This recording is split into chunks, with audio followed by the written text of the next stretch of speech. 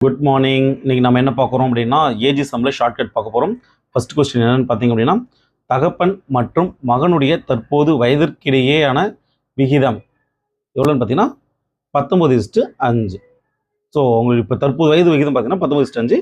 4 வருடங்களுக்கு பிறகு அவர்களின் வயது வந்து 3:1 என்ற விகிதத்தில் உள்ளது. இப்போ அவங்களுடைய வயதோட கூட்டுத்தொகை கேட்குறாங்க.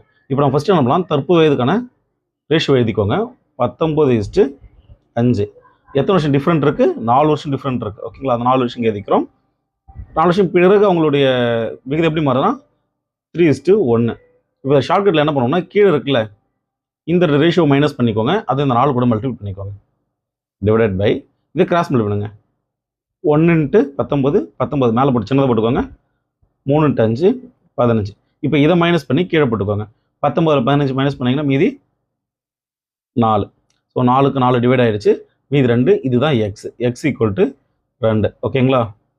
இப்போ எடுத்துகிட்டு வந்து அதை எதுக்குள்ள சப்ஸ்டியூட் பண்ணோம்னா, இந்த அப்பாவோட வயசுலையும் மகன் வயசுலையும் போடுறோம்.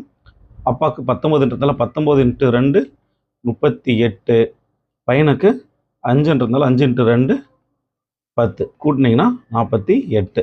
அப்போ ஆன்சர் வந்து 48. ஆப்ஷன் சி தான் சரியான ஆன்சர். ஓகேங்களா? தேங்க்யூ.